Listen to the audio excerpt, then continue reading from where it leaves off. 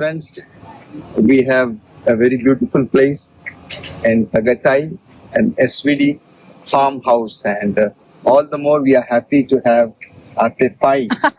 Ate She Pai. is the president of SIGNIS Philippines, and we had a beautiful sharing and sessions in Manila and in St. Paul's place.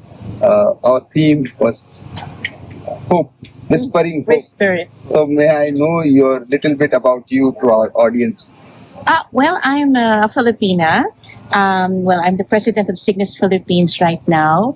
I was the former executive director of Communication Foundation for Asia, but now I am working as partnership manager for Ramon Magsaysay Award Foundation.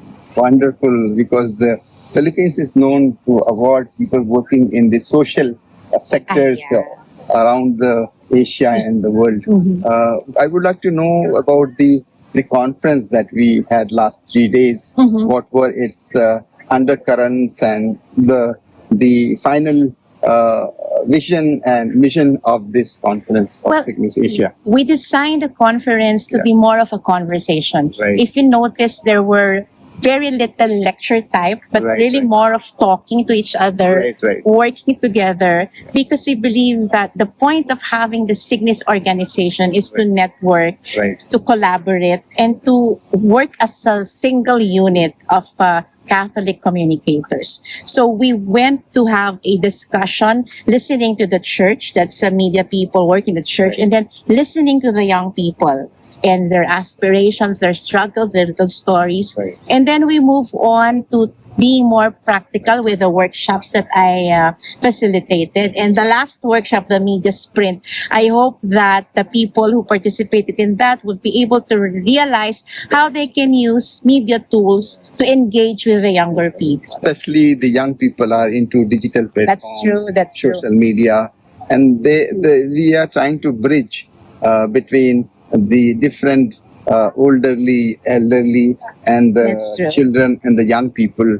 What do you see the coming time? What should be the focus of the church in the modern time, especially in Asia?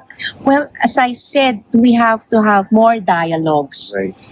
Because I think the preaching and the evangelization happens inside your faith practices.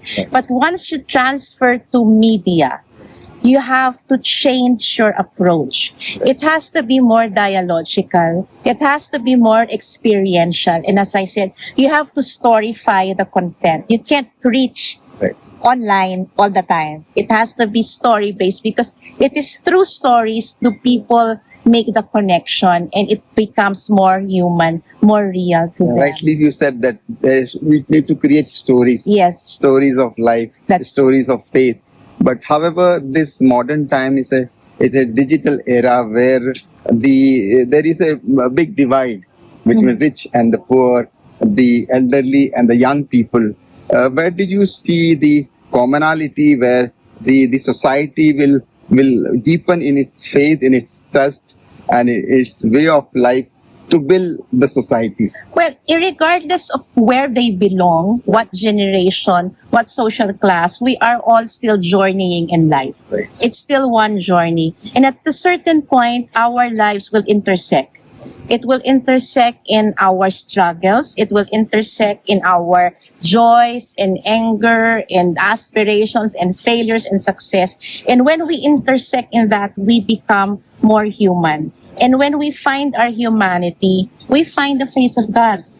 And when we do that, we know that we have, as we continue our journey, we have to continue our journey as God's children. So it's that intersection, Father, where we will discover who we are and what we're supposed to do. Rightly you said that is the care, the love, the compassion that Jesus talks about would bring in a bond of relationship that will build not only the church but the society at large. Thank you so much for sharing your life with our viewers in India and all over the world. God bless you and your missions. Thank you. It was an honor to be your host for the last 3 days. Thank you and God bless you. Okay, thank you.